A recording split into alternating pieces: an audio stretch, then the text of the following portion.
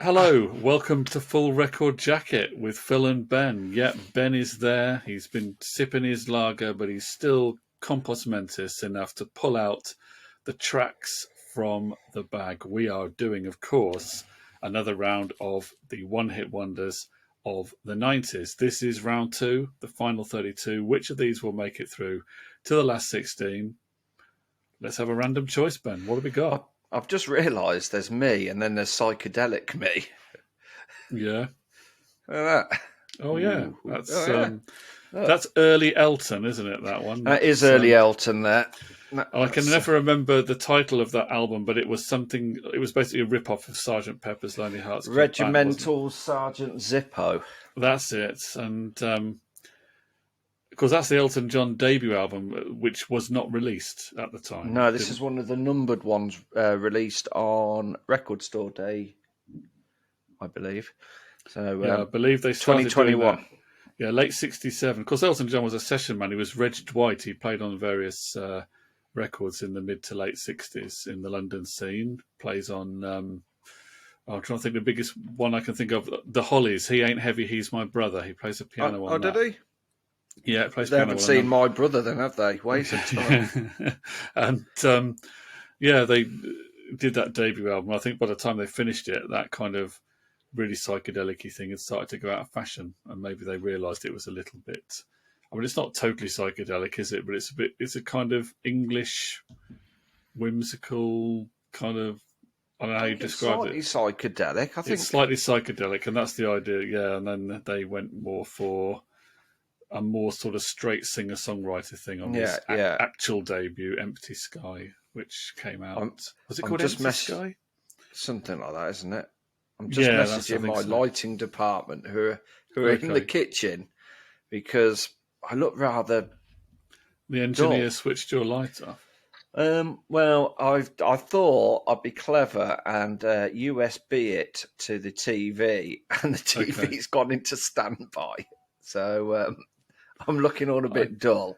So I wouldn't worry too much. I'm sure the viewers will be, To be fair, they're probably okay because they're not being blinded by Minecraft. Look how shiny it is. Look, whoa! Look. Is it still light enough there to read the tracks on the? Oh yeah. If I keep these open, these sight windows, then I'll be all right. Are you ready for the first one? Anyway, well, I'm ready. Hit us with it. It is. Ooh, it's.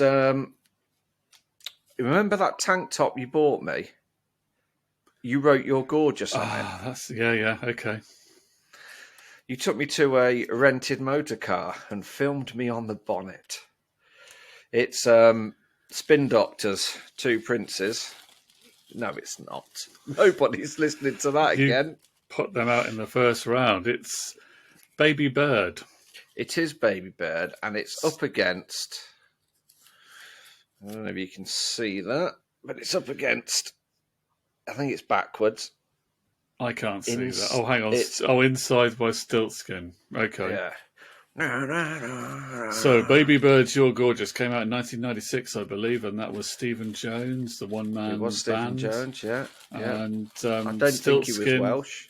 Stiltskin was, it's a rock they're band. Scottish. They're Scottish. Okay, Scottish, and they were featured in.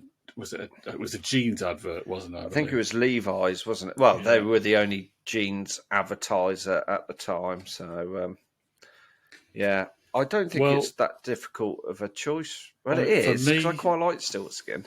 For me, I don't have to think too much about this. I'm saying Baby Bird is a good one-hit wonder. I mean, I know he made several albums, but he did really only have that prolific, one hit. Isn't he? So, in terms of pop chart hits, he only really had one that people remember, and yes, a good one from the 90s. So I'm going for Baby Bird.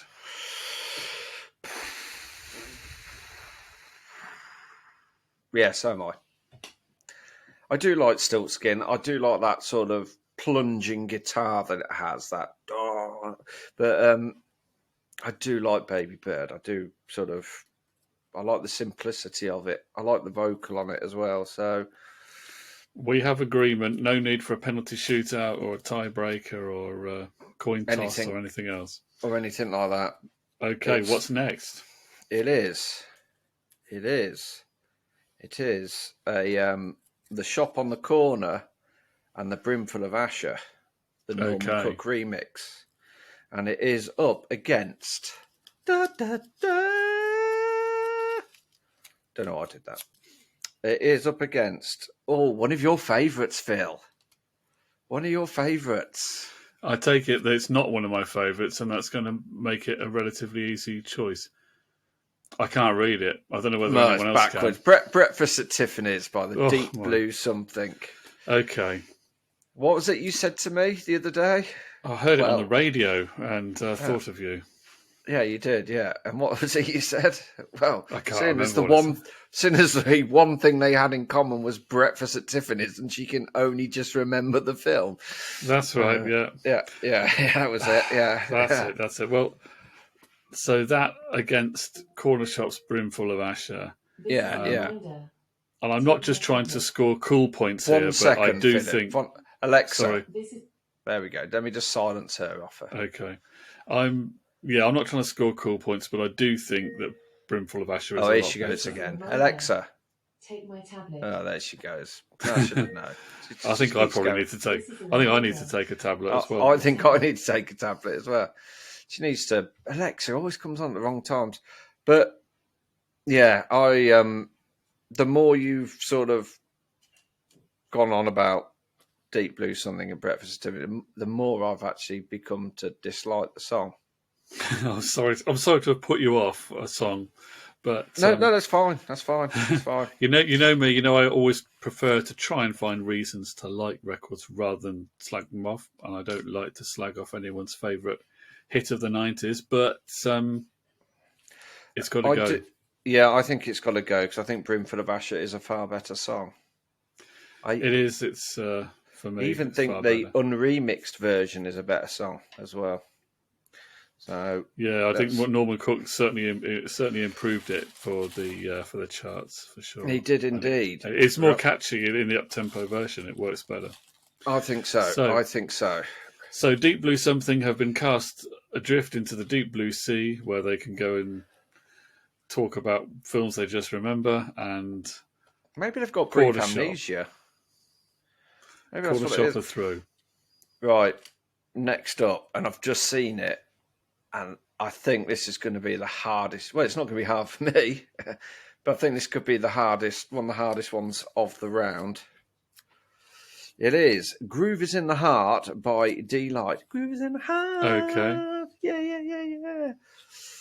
Up against possibly one of the best albums of the late 90s, with Maybe You've Been Brainwashed too.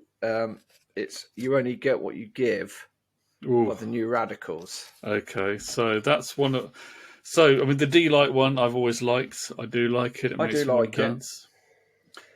The New Radicals. Oh, these are different ends of the decade, aren't they, really? They are, yeah, and different sort of types of track. But yeah. I can only go on what it makes me feel. And You Only Get What You Give, that sort of the guitar intro, the video, the lyrics, everything around it just always makes me think, oh, do you know what? Today's going to be ace. When I got made redundant in 1999, I played that when I was driving home. And it made me think, do you know what? Don't care. So with a memory like that, it's difficult for me to make the argument for D-Light, isn't it? It is. But we don't get any D-Light in getting rid of them. I did one. I did a funny. I did one. I don't. It's a shame that one of them's got to go out. Yeah, and I do have a soft spot for the New Radicals. So they're going through. This is the thing. Do we base it on our own feelings, or are we trying to be? How objective are we trying to be about this? Which is, I mean, even objectively, I still think that D-Light is the quirkiest and grooviest of the two tracks. Yes, that's not to say that the New Radical song isn't a very well written. No, and it had that. It had that bit at the end where he Greg Alexander basically wrote about the FDA, big bankers lying, cloning while they're multiplying, and then sang about kicking Beck and Hansen, Marilyn Manson. Come around, we'll kick your ass in. Courtney And, Love gets a mention in there as well. She doesn't does I think? indeed, and he wrote that. He wrote it like that because he wanted to see what people would pay more attention to. All these thing about corruption and big bankers and all this sort of stuff, or just about kicking some celebrities' asses.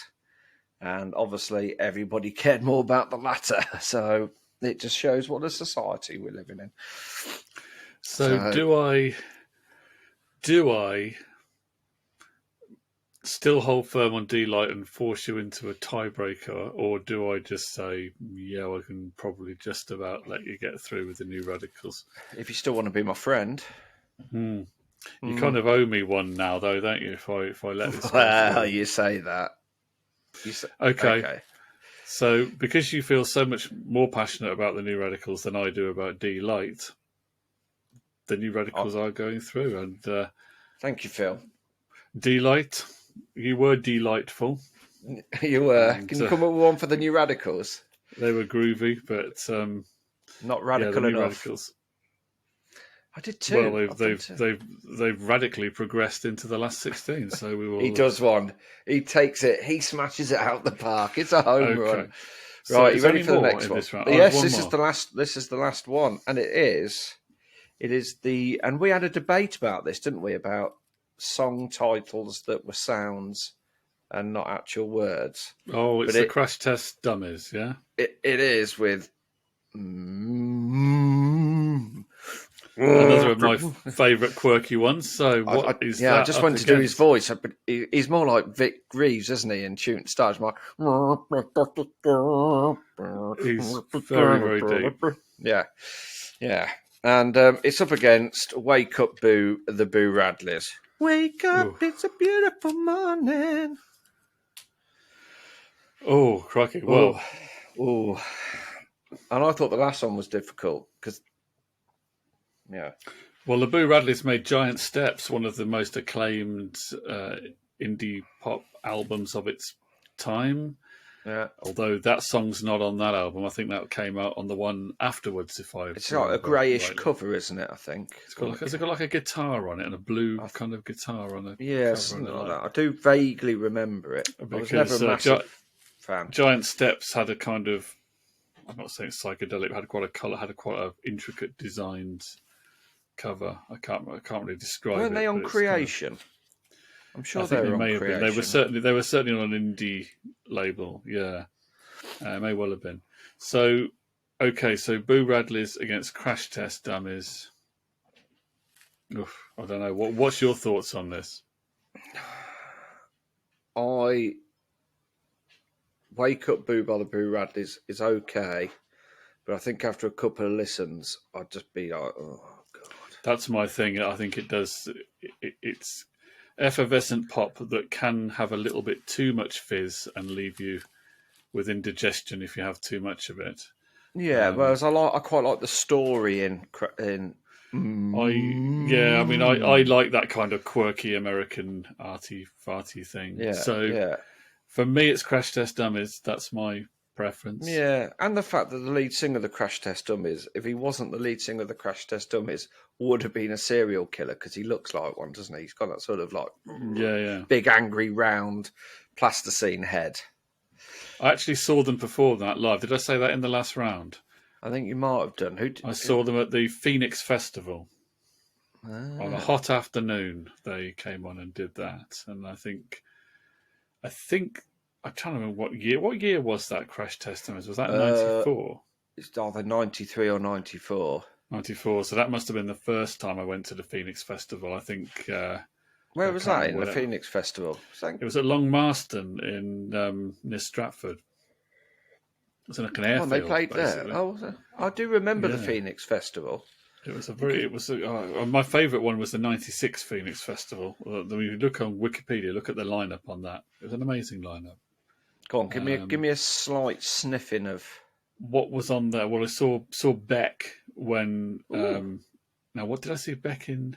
Yeah, it was 96, I think. I saw Beck when Odelay had just come out. Odelay. So Beck That's was before there. New Revolution. No, And this was just one day. I mean, I only went for one day. There was a 3-day festival. I only went on the one day, which I think was a Saturday. I may have got that wrong. But the day I went, I saw Beck, saw Alanis Morissette when she was really. her first album was out. She was the hot thing at that time in '96.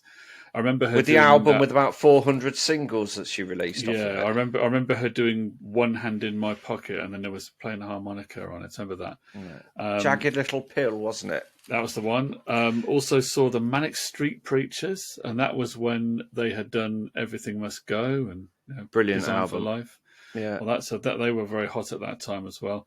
And I know there's something that I'm missing, but the headline on that night was Neil Young and Crazy Horse, which was the main reason I had gone.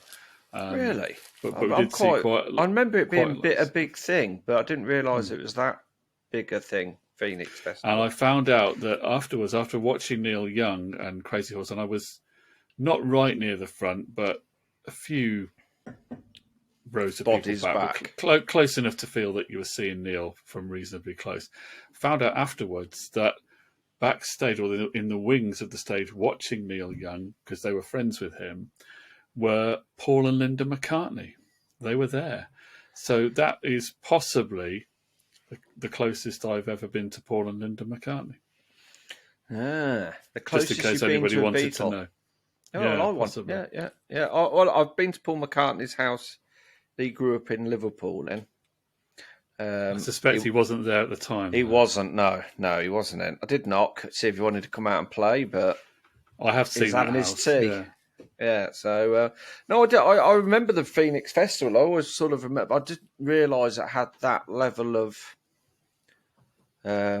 artists playing there. Oh, it did. Yeah, it was. I can't remember who else was on, but if you look it up on Wikipedia, the other acts on the other stages and the other days were also very good. So, yeah, none of those that I've just mentioned were one-hit wonders, though. They were all no. Well, I'm completely off topic for this.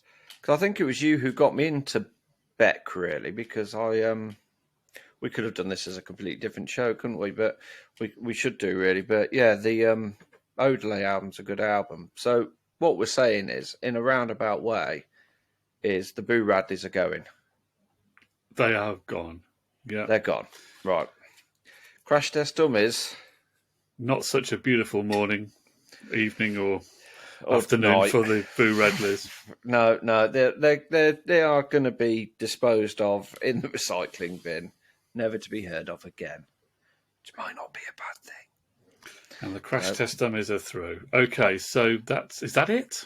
That is that is it. We've got 8 names in the pot. We've got that many left to do, which will take us down to 16. The last 16. So thanks for watching Full Record Jacket. Join us for the next episode where we will face off more of these 90s one-hit wonders. Until then, give us a like, give us a subscribe, even share us if you want to inflict us on anybody that you know.